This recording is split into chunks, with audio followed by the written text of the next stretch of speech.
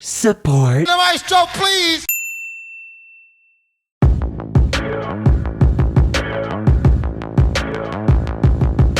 End of the month, and it's time for a Halloween pop analysis. Because what would be spookier than a zombie song coming back to us all the way from 2019? But for real though, a little surprised with this one, but at the same time not. Today we'll be going over Taylor Swift's Cruel Summer. Taylor Swift. Honestly, we all know who Taylor Swift is. We've done a number of her songs already. What is happening to me?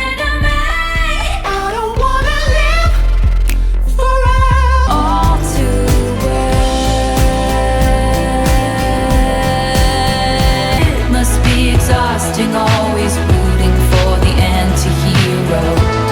Regardless, since the last time, she's gotten a few more hits, oddly enough, off of that same Midnight's album that Antihero was off of. Karma is my boyfriend. Karma is a god. Karma is the breeze in my hair on the week. I feel the lavender haze creeping up on me.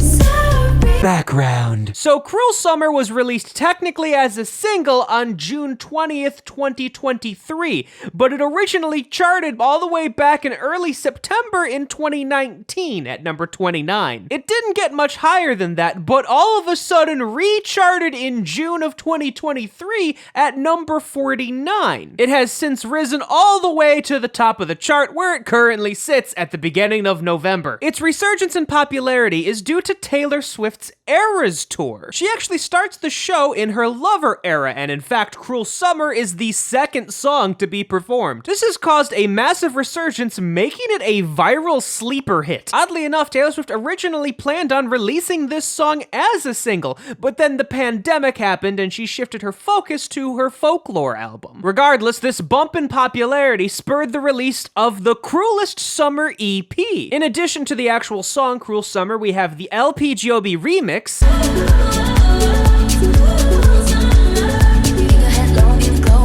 and an actual recording of her performing the song on the Eras Tour when she was in Los Angeles.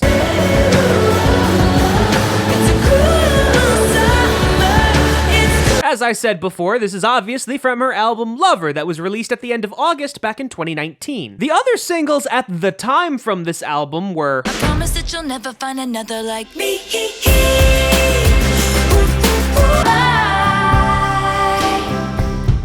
Lover, then I'd be the man, I'd be the man. Given this is retreading some ground, as we actually did do a pop analysis of the other single from this album. You need to calm down, you're being too loud. Which I believe makes this the first time we've done a pop analysis on two songs from the same album. The only other additional credits on this album in terms of songwriting and production are Taylor Swift's tried and true partner Jack Antonoff, as well as St. Vincent. We've talked about Jack Antonoff with every other Taylor Swift song, oddly enough, besides You Need to Calm Down. Since then, though, he's managed to get another pop credit to his name. Now this is the experience of being an American whore.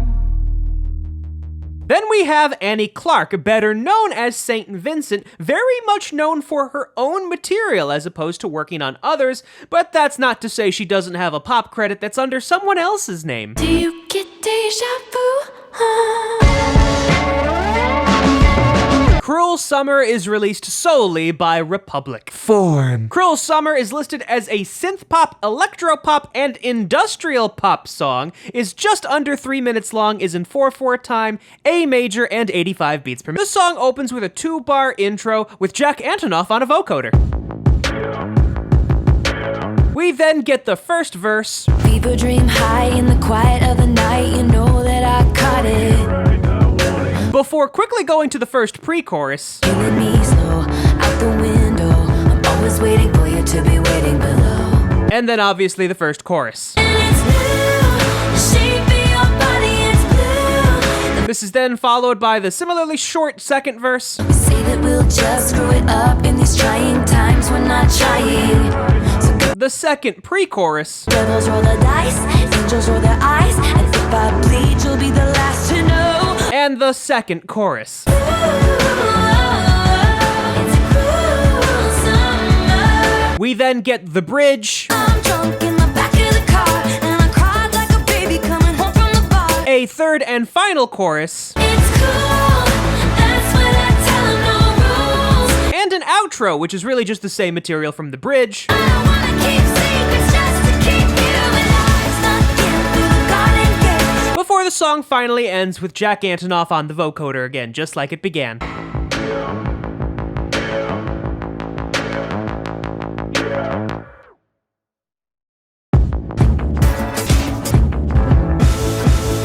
Synth. The synth, when we first hear it, does these repeated 16th notes on that low A, but jumping up to that high A occasionally.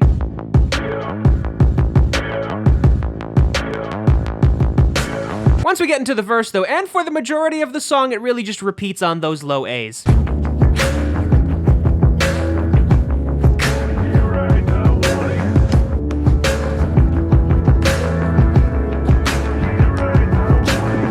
Said, once we get to the bridge, it does change, now going on that high A before dropping down to G sharp the next bar, and then 2 more bars of A.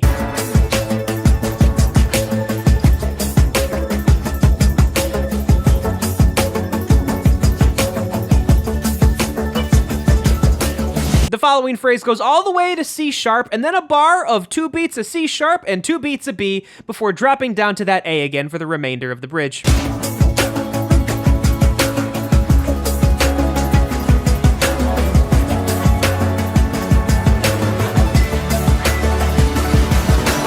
Bass. The bass starts off doing these low syncopated figures going D, E, then C sharp to F sharp, basically repeating that, except on that turnaround at the end of the second phrase, it does this G sharp A 8th note figure.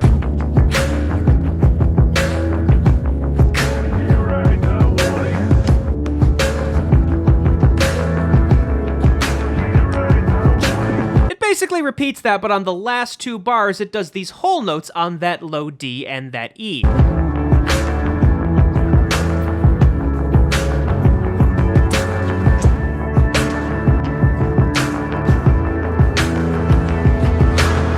Chorus, the bass does have a different figure doing that very low A before going up to that C sharp and then going all the way up to that F sharp, doing that 8th note figure on the G sharp and A before ending on a whole note of D.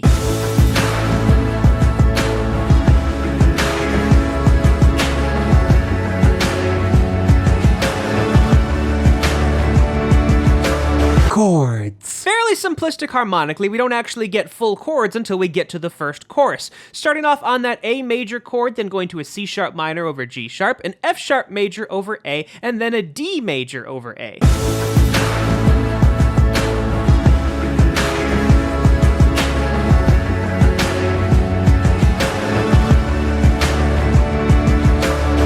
That first chorus and going back to the verse, we actually do get chords here as well, doing a D major over F sharp and then an E major over G sharp, following by a figure doing a C sharp minor over E and an F sharp minor over A, which it then repeats doing the same syncopated rhythm that the bass was.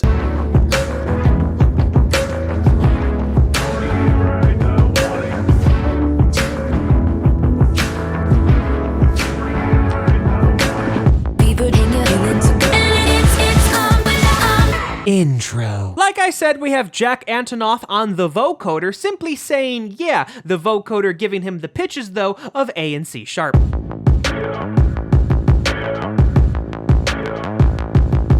Verse. The verses have Taylor Swift pretty low in her range. While the rhythms are a little complex, we have some tied 16th notes over the bar and such, she never really goes above that B. And below, we still have Jack Antonoff on the vocoder, given he moves up and down in his phrases as opposed to just doing that C sharp and A we heard him doing earlier. Fever dream high in the quiet of the night, you know that I caught it.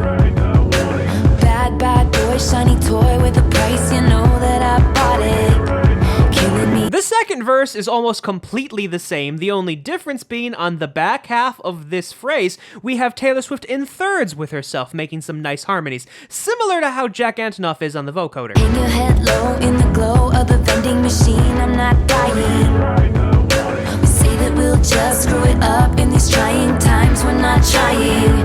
So get Pre-chorus. The pre-chorus has Taylor Swift actually even lower in her range, hitting that low E, given following that she is in octaves with herself. She then has these interesting upticks when she says dice and eyes on that E, before starting to get a bit higher in her register. We get that C sharp, but still not getting above that. Killing me slow, out the window. I'm always waiting for you to be waiting below. Devils roll the dice, angels roll their eyes. What doesn't kill me makes me want you more.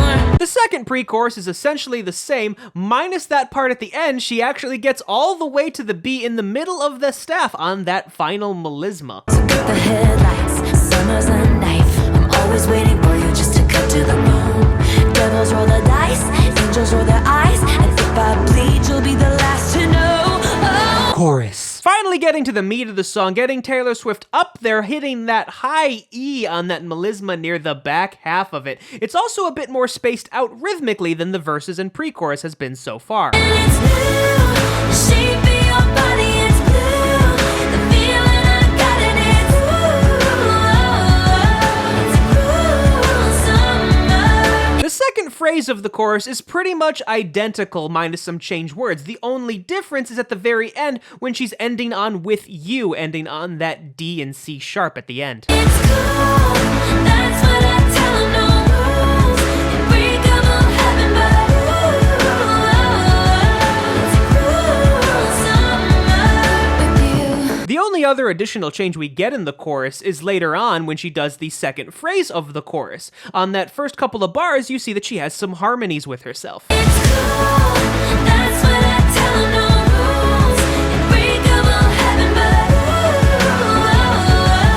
it's cruel summer with you. Bridge. Probably one of the most complex parts of the song, at least in terms of harmonies and rhythms, that's not nearly as spaced out as the chorus, and she's a bit more broad in her range as opposed to the verses and pre-chorus. And she also has these intermittent harmonies that she has with herself. I'm drunk in the back of the car, and I cried like a baby coming home from the bar.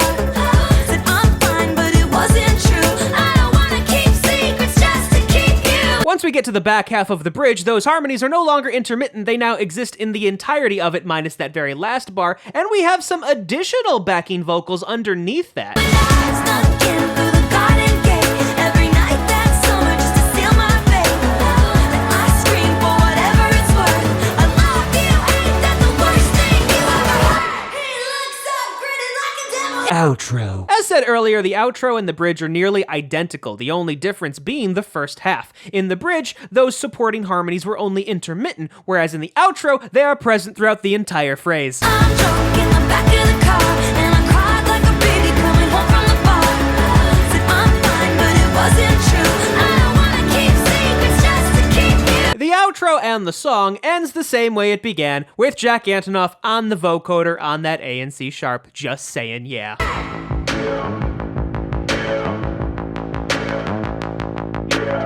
So yes, we've done older songs before, or at least pop songs that weren't released recently. Lizzo's Truth Hurts is one, as well as last year's end-of-year special when we did Mariah Carey's Merry Christmas. But I believe this is the first time we're doing a song, one from the same album, as I said earlier, and two, that had spurred interest from a live tour. That being said, Taylor Swift does certainly have the fan base to get something like that across. Don't get me wrong, I love Taylor Swift just as much as anyone else, but I am nowhere near the level of some of her die-hard fans. This song getting to #1 for the first time years later caught me off guard. I guess I really was the Last to know, oh, it's blue. The shape of your body is blue. The feeling I got in it's cruel summer. It's Again, completely blindsided by this one. I was expecting to do something from 1989's Taylor version. Hell, I was essentially preparing to do Shake It Off Taylor's version as the next pop analysis. cool.